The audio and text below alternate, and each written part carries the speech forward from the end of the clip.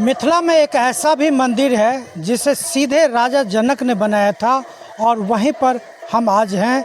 ये स्थान है, ये मंदिर जो है ये हरलाखी प्रखंड में पड़ता है और इसी मंदिर के बारे में हम जानने के लिए यहाँ पर पहुँचे हैं कि आखिर कल्याणेश्वर मंदिर का क्या जुड़ाव है जनक जी से। वही जानने के लिए हमारे मंदिर का इतिहास क्या है और इस मंदिर का महत्व क्या है मिथिलांचल में, और इस मंदिर में क्यों भक्तों का तांता लगा। नमस्कार, इससे पहले हम आपको मिलाएं, उनसे बात कराएं, तब उससे पहले आपको एक ज़रूरी सूचना दे देते हैं कि अगर आप एबीएन लाइव से नहीं जुड़े हैं तो फेसबुक पर आप एबीएन लाइव को फॉलो ज़रूर कर लें ताकि ऐसे ऐसे वीडियो जो है आपको मिलता रहे। हम बाबा से सबसे पहले ये जानने की कोशिश करेंगे कि जो कल्याणेश्वर मंदिर है इसका लिंक कहीं ना कहीं जो किताबों में पढ़ा जाता है, जो शास्त्रों में देखा जाता है कि इसका लिंक जो है जनक जी से था, तो वो कैसे था, वो आप थोड़ा विस्तार में बताइए। ये बाबा कल्याणेश्वर नाथ है, राजा जनक जी के पिता राजा निमित है।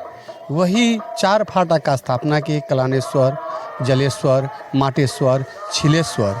तो ये कल्याण का मालिक है और जलेश्वर जल का मालिक है, माटेश्वर भूमि का मालिक है और छिलेश्वर दूध दही का भार है उनको। तो ये चारों कहाँ ये चारों एक तरह से पहले नेपाल में ही था, लेकिन अब एक कल्याणेश्वर इंडिया में हो गया, बहुत पहले की बात है। और 3 नेपाल में अभी भी वहाँ पे मंदिर, अभी भी वहाँ श्रद्धालु पूजा पाठ ही होता है। और एक सबसे बड़ी बात है, यहाँ तो राजा जनक जी स्थापना करके मंदिर बना करके, ये तो एक छुपा हुआ था, लेकिन बाबा प्रभंस आए बाल रूप अवस्था में, 9 साल की अवस्था में अमही से आए और भोरे सन थाना है वहाँ से आए और यहाँ डेबडिहा गांव में रहे। उसके बाद में चले गए गिरजा स्थान, जहाँ फुलहर है, माता जानकी जी फूल लोड़ने आती थी, वहीं तपस्या की और गिरजा जी उनको दर्शन दिए, बोले जाके बाबा आप कलना में रहिए।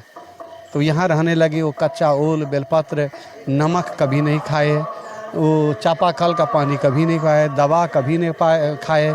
और जितना उनको ठंड लगता था बाबा को उतना तालाब में नहाते थे, जितना गर्मी लगता था उतना आग सेकते थे। और एक समय में उगना के रूप में भी वही रूप में आए थे, लेकिन उनको पहचाने नहीं। लास्ट में आदमी उनको पहचाने। अब श्रद्धा से जल चढ़ाने जाते बाबा को तो निकलते झोपड़ी से और जल लेके पाँव पर रख लेते, बोलते जी कि जाओ हमको परिक्रमा कर लो, हो गया तुम्हें। तो ऐसा सबको नहीं करते, जिसका मन बहुत उदारता से होता था, भाव से रहता था, तो उसके साथ में होता था। और जो बोलते थे बाबा वही होते थे। इसीलिए कल्याणेश्वर कल्याण का मालिक है। और जो जानकारी किताबों में मिलती है कि कल्याणेश्वर को जनक जी सीधे आकर के बनाए थे यहाँ पर, और इस मंदिर को देखकर नहीं लगता कि ये उतना पुराना, तो नया में इसका जीर्णोद्धार हुआ होगा। ये जितना मंदिर का जो बनावट देख रहे हैं, सिर्फ इस पर टाइल्स 90 में चिपकाया गया है, 2001 में में टाइल्स चिपकाया गया है। लेकिन जो बनावट है, गुंबज है, जो भी है, उसमें कोई छेड़छाड़ नहीं किया हुआ है। जो जैसा है वो इसमें टाइल्स चिपका दिया गया है, वैसे ही है। और राजा जनक जी मंदिर शिवलिंग का स्थापना करके मंदिर ही वही बनवाए थे। लेकिन कोई कि यहाँ पे 1500 वर्ष हम लोगों का पूर्वज है, किसी ने नहीं देखा नहीं कि मंदिर कब बना। जब भगवान आए थे यहाँ विश्वामित्र जी राम और लक्ष्मण को लेकर त्रेता युग में, तो मंदिर बन चुका था ऑलरेडी। यहाँ पे शिव पूजन करके बिसौल में विश्राम करके तब जनकपुर गए थे राम जी। तो इसी से आंकड़ा लगाया जाता है ये द्वापर का मंदिर है। त्रेता युग में तो भगवान राम अवतार हुए हैं, क्योंकि जब मंदिर बना था तब न शिव पूजन किए थे। तो ये द्वापर का ही है। और कुछ विशेषता इस मंदिर के बारे में जो आप जानते हैं? यहाँ पे जो कामना के लिए आइए वो कामना पूर्ण होता है। श्रद्धालु कहाँ बनारस भी काशी विश्वनाथ है, लेकिन यहाँ आते हैं, कलकत्ता से आते हैं, बॉम्बे से आते हैं, जो जिसको भाव है। ऐसे तो मधुबनी, दरभंगा वैसे आते ही रहते हैं, लोकल आते ही रहते हैं। यहाँ भीड़ होता है सावन मेला के लिए, यही सब बैरिकेडिंग लगाया है मंदिर के पीछे से, बहुत ज़्यादा भीड़ हो जाता है। और वार्षिक कोई मेला भी लगता है? वार्षिक यहाँ पर इतवार को जो है सो मेला लगता है, और शिवरात्रि में शिवरात्रि होता है, सावन में सोमवारी होता है, और शिवरात्रि के 2 रोज़ को बाद में परिक्रमा होते हैं, जो कि अयोध्या से भी नागा लोग बाबा जी सब यहाँ आते हैं। और लोकल भी यहाँ पे कहता है न माथा पर मोटरी जय सिया राम। एक तीर्थ स्थल है, 15 दिन का जो परिक्रमा है एक तीर्थ स्थल है। तीर्थ करने बूढ़ी माताएं, बूढ़ी बाबाएं, कोई नौजवानों सब जाते हैं। उस टाइम आके दृश्य देखिए तो क्या दृश्य है, मिथिला क्या है, परिक्रमा क्या है। उस दिन देखा, कहीं भी गाछी में देखिएगा तब्बू लगा करके कोई ऐसे ही पड़ा हुआ है, कोई जो है सो किसी को खाना दे रहा है, किसी को कोई पानी दे रहा है, सेवा सब ग्रामीण सब ये सब करता रहता है। अच्छा, एक बाबा को देखें कुटी में बैठे मतलब हैं, उनके बारे में क्या ये आपको मैं पहले बोला कि 9 साल की अवस्था में जब बाबा आए थे तो गिरजा जी दर्शन दिए थे और उसी टाइम यहाँ रहते, तो जो बोलते थे वही होता था। वो अभी भी हैं। अभी शरीर 92 में छोड़ दिए हुए हैं। अच्छा। ठीक है, उस झोपड़ी जो है सो आज तक झोपड़ी है, जिस बिस्तर पे सोते थे वही बिस्तर है।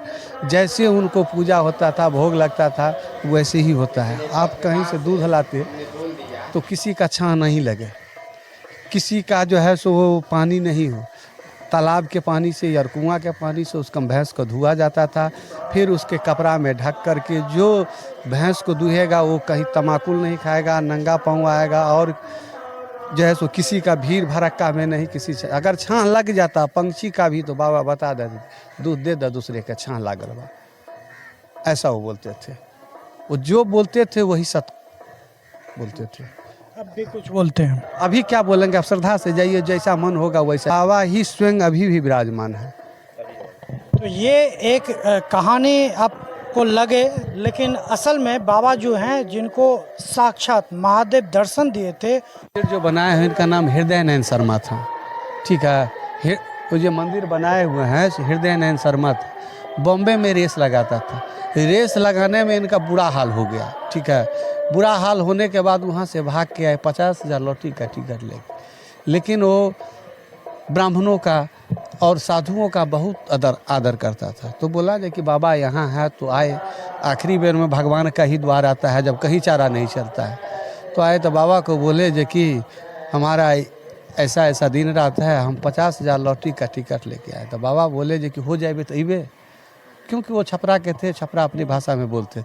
तो जी आए तो कहे ठीक है, गया तो कहे जाओ। तो उनको बोले जो कि महादेव का दर्शन कर लो।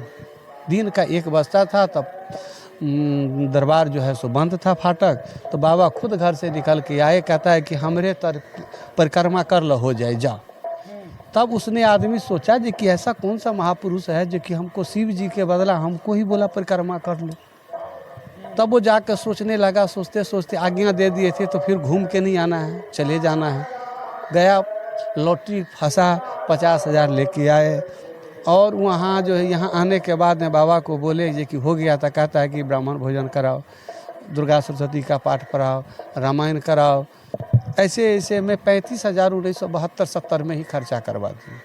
और बोला 15,000 बचा तो जाओ इसको खादी का कपड़ा का दुकान करना।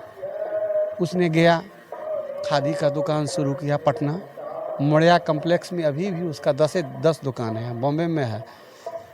और उस टाइम से दुकान जो इतना चला जो कि करोड़ का चेक भजाने के लिए गुजरात टू बॉम्बे 2 आदमी और दोनों लड़का को शिफ्ट किया। आज जो है सो अपने तो शरीर छोड़ के चले गए मंदिर बनाने के बाद, लेकिन वो बाबा का बहुत कोटि अनन्य भक्त था। आज भी उनका लड़का लोग आते हैं, इनके जन्म स्थली पर भी मंदिर बनवाए। और जो व्यवस्था होता है उन लोगों को भोग भात के लिए स्वाद भी देता ही है, क्योंकि वो बोल के गए हैं। उनका पिताजी जो थे बोल के गए हैं और कुछ ऐसा करके गए हैं जो कि तुम लोग नहीं भी दोगे तो इतना पैसा है जो कि इसमें से खर्चा जो कि बाबा का दूध और तेल का चलेगा। यही बाबा की उन पर कृपा है। और प्राणी यहाँ आते थे, झाड़ू मारते थे। यहाँ सफाई ही बाबा का सबसे प्रथम पूजा था। कुछ ग्रामीण हैं, उनसे भी जानेंगे कि जो कल्याणेश्वर महादेव मंदिर का जो कथा है और जो क्या कुछ जानते हैं, उनसे जानते हैं कि इस मंदिर के बारे में और क्या जानते हैं। आप इस गांव में हैं तो कुछ तो जानते होंगे। जी जानते हैं, ये मंदिर बहुत अच्छे हैं और यहाँ का महत्व है। जो पोखरा है, तालाब है, वो बहुत साफ़ सफाई रहता है और उस पोखरा में साबुन नहीं लगाया जाता, कुल्ला नहीं कराया जाता।